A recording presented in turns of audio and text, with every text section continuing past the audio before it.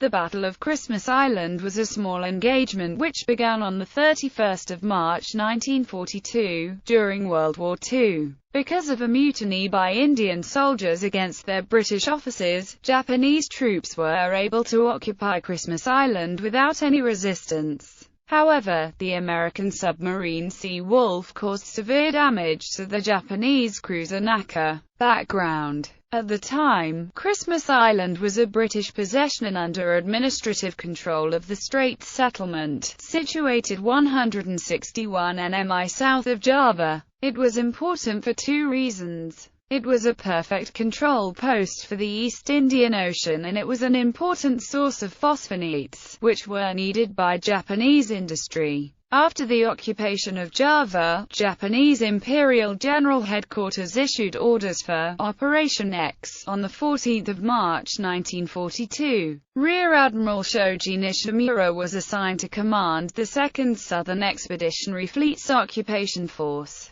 with the light cruiser Naka as his flagship. The fleet also consisted of the light cruisers Nagara and Natri, and destroyers Mingumu, Natsugumu, Amatsukas, Hatsukas, Satsuki, Minazuki, Fumizuki and Nagatsuki, oiler Akbona Maru, and transports Kimishima Maru and Kumagawa Maru. With 850 men of the 21st and 24th Special Base Forces and the 102nd Construction Unit. Opposing this invasion force was a 6-in gun that had been built in 1900 and had been mounted on Christmas Island in 1940. The British Garrison, a detachment of the Hong Kong and Singapore Royal Artillery, numbered 32 troops. They were led by a British officer, Captain L.W.T. Williams. Williams' force consisted of an Indian officer, Subedar Muzaffar Khan, 27 Punjabi Indian gunners and NCOs, and 4 British NCOs. A group of Punjabi troops, apparently believing Japanese propaganda concerning the liberation of India from British rule, and probably acting with the tacit support of some or all of the local Sikh police officers, mutinied.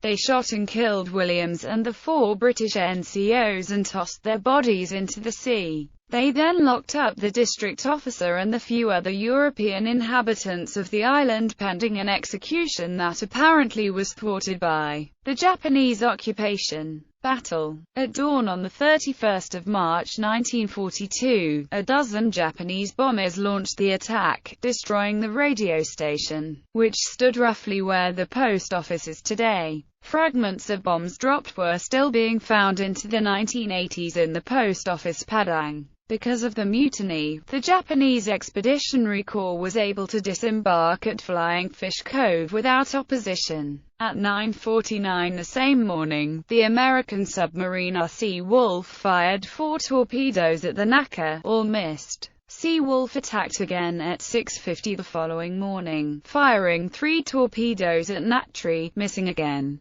That evening, with her final 2 torpedoes, from 1,100 yards, Sea Wolf managed to hit Naka on her starboard side, near her number 1 boiler. The damage was severe enough Naka had to be towed back to Singapore by Natari, and eventually was forced to return to Japan for a year of repairs. Following the hit, the other Japanese vessels depth charged the American submarine for over 7 hours but it escaped. Natri returned to Christmas Island and withdrew all elements of the occupation force, with the exception of a 20-man garrison detachment, to Banten Bay, Indonesia on 3 April 1942. All that the Japanese had gained was the phosphate rock which was loaded on the transport ships. Aftermath. After the war, 7 Punjabi mutineers were traced and court-martialed in Singapore. The first 6 to be identified and tried were found guilty on 13 March 1947. 5 were sentenced to death, and 1 was sentenced to 2 years imprisonment and discharge with ignominy.